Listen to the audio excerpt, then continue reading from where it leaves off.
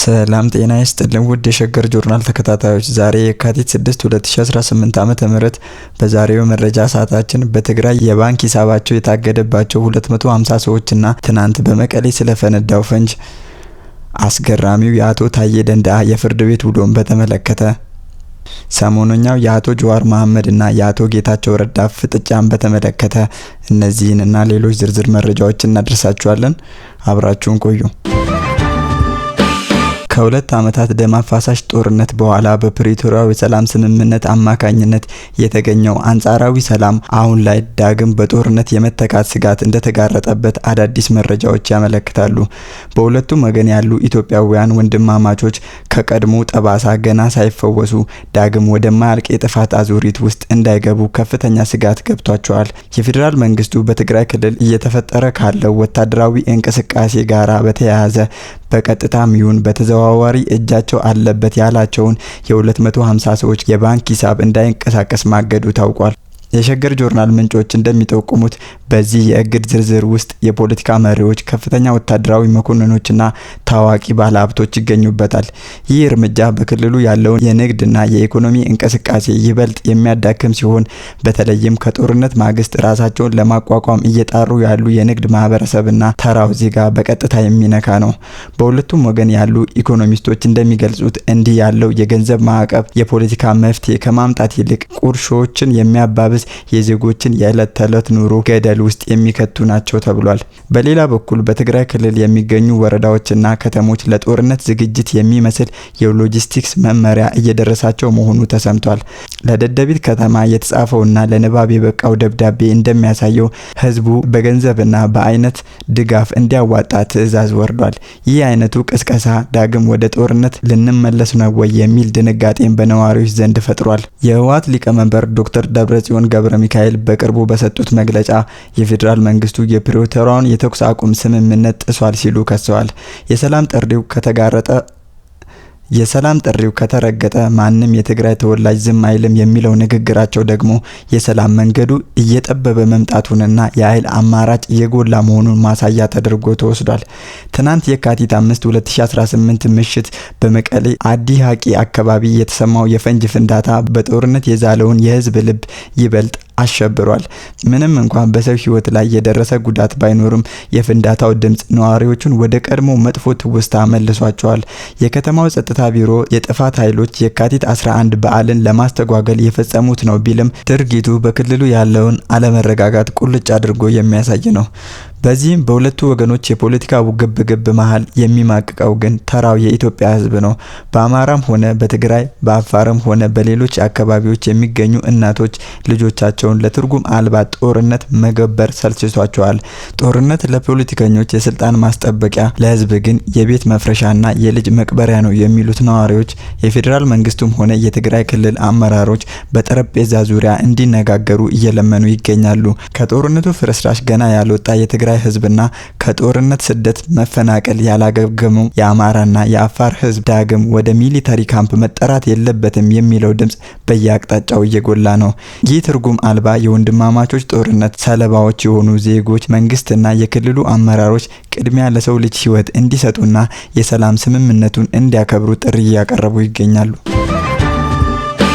የጠቅላይ ሚኒስቴሩ የአፍሪካ ቀንድ ጉዳዮች አማካሪ አቶ ጌታቸው ረዳ ታዋቂው ፖለቲከኛ አቶ ጀዋር መሐመድ በኢትዮጵያ ስልታዊ ብሔራዊ ጥቅሞችና ወቅታዊ የመንግስት ፖሊሲዎች መካከል ያለውን ልዩነት መለየት አልቻሉም ሲሉ በጽኑ ተቹ። አቶ ጌታቸው ይህንን ትችት የሰነዘሩት አቶ ጀዋር በሱዳን ወቅታዊ ቀውስ ዙሪያ የኢትዮጵያ መንግስት ሚናና ዲፕሎማሲያዊ እንቅስቃሴዎችን በመንቀፍ በማህበራዊ ትስስር ገጻቸው ላይ ባጋሩ ጽሁፍ ምላሽ በሰጡበት ወቅት ነው። አቶ ጌታቸው ረዳ በይፋዊ የፌስቡክ ገጻቸው ባሰፈሩት ዝርዝር አቶ ጀዋር ከቅርብ ጊዜ ወዲህ በሱዳን ጉዳይ ላይ የኢትዮጵያን እንቅስቃሴዎች በተመለከተ የሚሰነዝሩት ትችት ከእውነት የራቀና ስልታዊ አውድ የሌለው ነው ብለውታል። አማካሪው አክለውም ፖለቲከኛው ለጠቅላይ ሚኒስትር አብይ አህመድ ያላቸውን የግልና የፖለቲካ ተቃውሞ አገሪቱ በቀጠናው ካላት የረጅም ጊዜ ስልታዊ ጥቅም ጋራ እያደባለቁ መሆናቸውን ገልጸዋል። ኢትዮጵያ በሱዳን ጉዳይ ያላት ንቁ ተሳትፎ የተከላከሉት አቶ ጌታቸው ሀገሪቱ በሱዳን አለመረጋጋት ምክንያት ቀጥተኛ ተጎጂ በመሆኗ ጉዳዩ ላይ ተገቢው ሚና መጫወት እንዳለባት አስረድተዋል።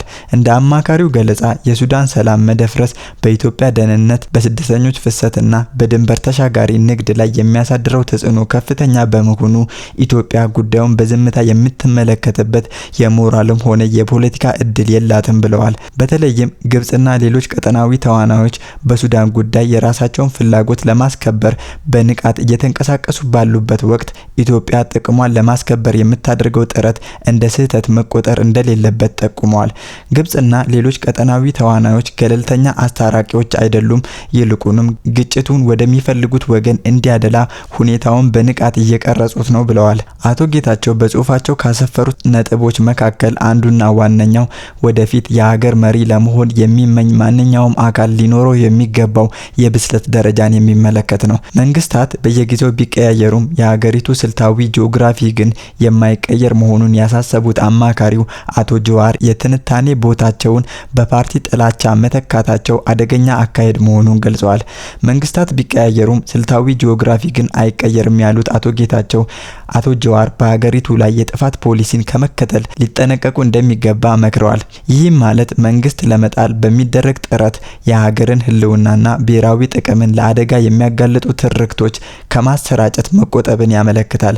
በአሁኑ ወቅት የአፍሪካ ቀንድ በቀጠናዊ ኃይሎች የፉክክር አውድማ መሆኑን የጠቀሱት አቶ ጌታቸው እንዲህ ባለው አንዱ ሲያገኝ ሌላው የሚያጣበት የዜሮ ሳም ፍልሚያ ባለበት ቀጠና ውስጥ በሞራል ረቂቅ ሀሳቦች ላይ ተመስርቶ ዲፕሎማሲን መተቸት ተጋላጭነትን እንደሚፈጥር አስረድተዋል። ዋና ዋና ብሔራዊ ጥቅሞች አደጋ ላይ ሲወድቁ መንግስታት ቅድሚያ የሚሰጡት ለህልውናቸውና ለስልታዊ ጥቅሞቻቸው መሆኑን ለአንባቢያን በግልጽ አስረድተዋል። ይህ የአቶ ጌታቸው ረዳ ጠንከር ያለ ምላሽ በኢትዮጵያ ፖለቲካ ውስጥ ተቃዋሚዎችና በመንግስት ባለስልጣናት መካከል ያለውን የሀሳብ ልዩነት ከፍ የሚያደርግ ሲሆን በተለይም በውጭ ጉዳይና በብሔራዊ ደህንነት ዙሪያ ሊኖር የሚገባውን የጋራ አቋም አስመልክቶ አዲስ ክርክር ይጭራል ተብሎ ይጠበቃል። እስካሁን አቶ ጀዋር መሐመድ ለአቶ ጌታቸው ረዳ ትችት የሰጡት ቀጥተኛ ምላሽ የለም።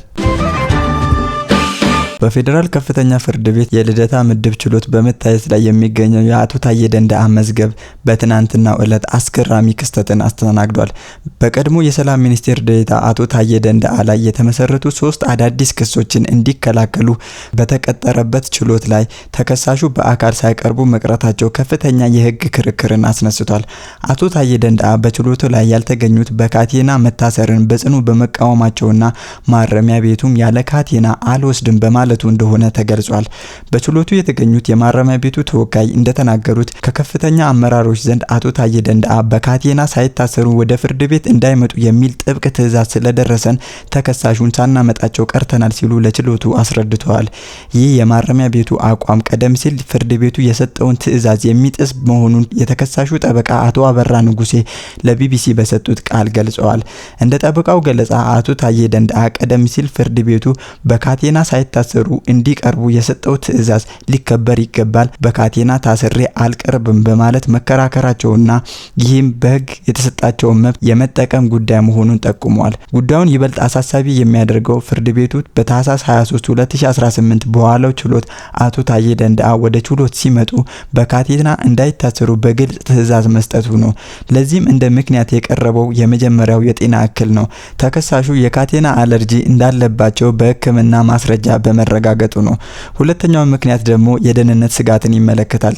ተከሳሹ በችሎት ውስጥም ሆነ ከችሎት ውጪ ለማምለጥ የሞከሩበት ወይንም የጸጥታ አካላት ላይ ጥቃት ለመሰንዘር የሞከሩበት ሁኔታ ባለመኖሩ ነው። የህግ ባለሙያዎች እንደሚሉት ፍርድ ቤቱ በአንድ ተከሳሽ ላይ በካቴና እንዲታሰር የሚያዘው ተከሳሹ ያመልጣል ወይንም ጉዳት ያደርሳል ተብሎ ሲታመን ብቻ እንደሆነ አቶ አበራ ንጉሴ ገልጸዋል። የፍርድ ቤቱ ትዕዛዝ አለማክበር የህግ የበላይነትን ጥያቄ ምልክት ውስጥ የሚጥል ነው ሲሉ ቅሬታቸውንም ገልጸዋል። ከዚህ ቀደም በሁለት መዝገቦች ነጻ ተሰናብተው በአንዱ ደግሞ በ7 ዓመት ከ2 ወር ጽኑ እስራት እንዲቀጡ የተወሰነባቸው አቶ ታዬ ደንደአ በአሁኑ ወቅት በ3 አዳዲስ የሽብርና የደህንነት ክሶች እየሞገቱ ይገኛሉ። እነዚህም ክሶች ሆርን ኮንቨርሴሽን ከተሰኘ ማህበራዊ ሚዲያ ጋራ ባደረጉት ቃለ መጠይቅ ላይ የተመሰረቱ ናቸው። የመጀመሪያው ክስ የህገ መንግስታዊ ስርዓቱን በኃይል ለመናድ ሞክረዋል የሚል ነው። በ1996 የወጣውን የወንጀል ህግ አንቀጽ 238 ንዑስ አንቀጽ 1 በመጥቀስ የቀረበ ክስ ነው። ሁለተኛው ክስ ደግሞ በመከላከያ ሰራዊት ላይ የተሳሳተ መረጃን በማሰራጨት የሚል ነው። በሰሜን እዝ ላይ ስለተፈጸሙ ጥቃትና ተያያዥ ጉዳዮች የሐሰት መረጃን ሰጥተዋል የሚል የቀረበ ክስ ነው። ሶስተኛው በአቶ ታዬ ደንደዓ ላይ የቀረበው ክስ ደግሞ የመንግስትን ክብርና ስልጣን መንካት የሚል ነው። በቃለ መጠይቃቸው ወቅት በመንግስት አሰራርና ስርዓት ላይ የስም ማጥፋት ዘመቻ አካሂዷል የሚሉ ናቸው። ፍርድ ቤቱ የማረሚያ ቤቱን ተወካይና የተከሳሹን ጠበቃ ክርክር ካዳመጠ በኋላ የማረሚያ ቤቱ ከፍተኛ አመራሮች የፍርድ ቤቱን ትዕዛዝ ለምን እንዳልተገበሩ በአካል ቀርበው እንዲያስረዱ ትዕዛዝ ሰጥቷል። በተጨማሪም ተከሳሹ ለየካቲት 20 2018 ለተቀጠረው ችሎት ያለምንም ካቴና ቀርበው ምላሽ እንዲሰጡ አዟል። ይህ መዝገብ በኢትዮጵያ የፍትህ ስርዓት ውስጥ የፍርድ ቤት ትዕዛዞች በአስፈጻሚ አካላት ዘንድ ያለውን ተፈጻሚነት ለመለካት እንደ ማሳያ እየታየ ይገኛል። ውድ አድማጭ ተመልካቾቻችን ለዛሬ ያሰናዳንላችሁ መረጃዎቻችን እኚህን ይመስሉ ነበር። አብራችሁን ስለቆያችሁ ከልብ እናመሰግናለን።